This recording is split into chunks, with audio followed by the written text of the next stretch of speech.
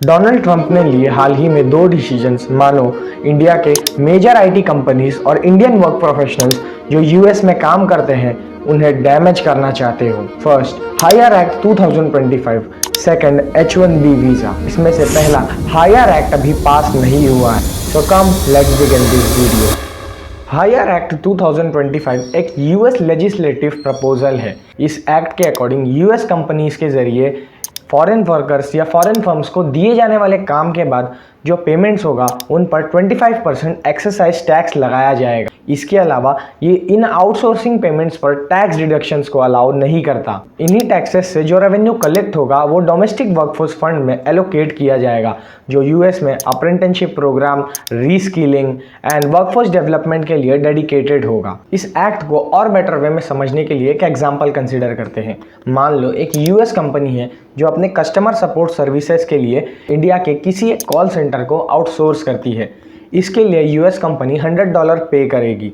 But अब higher act 2025 के under US companies को इन आउटसोर्सिंग पेमेंट पर गवर्नमेंट को भी 25% एक्साइज टैक्स देना होगा। यानी जो पहले $100 पे करती थी, अब उसके लिए इनका टोटल कॉस्ट हो गया $125, जिसमें से $25 as a excise tax US government को जाएगा। ये $100 के आउटसोर्सिंग पेमेंट्स पर कंपनी टैक्स डिडक्शंस भी नहीं कर सकती, यानी कंपनीज अब इन पैसों को क्लेम भी नहीं कर सकती क्योंकि ये एक आउटसोर्सिंग पेमेंट्स है।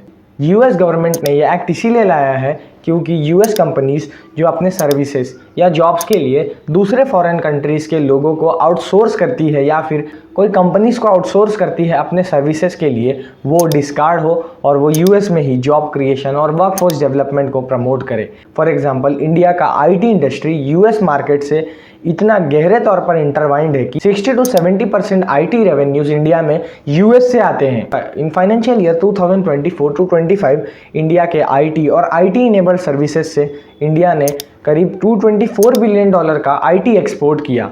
TCS 49.5%, Infosys 52%, Wipro 54.4%, HCL technology 61.7% and tech Mahindra with 58.8%। US companies Indian companies को इसीलिए आउटसोर्स करती है क्योंकि इंडिया में सर्विस कॉस्ट और वेजेस कॉस्ट काफ़ी कम है यूएस के मुकाबले। इसीलिए अगर हायर एक्ट रेगुलेट हुआ देन यूएस के लिए इंडियन आईटी सर्विसेज को अप्रोच करना बहुत ज़्यादा मुश्किल हो जाएगा और कॉस्टली हो जाएगा।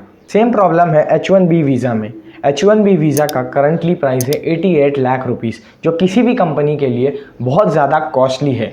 इनिशियली H1B वीज़ा का प्राइस था $3,000 to $4,000, जो कोई भी कंपनी आसानी से अप्रोच कर सकती थी। एक्चुअली H1B वीज़ा एक ऐसा वीज़ा है जिसके ज़रिए यूएस कंपनीज इंडिया में रह रहे प्रोफेशनल वर्कर्स को हायर करती है अपने स्किल्ड जॉब्स के लिए।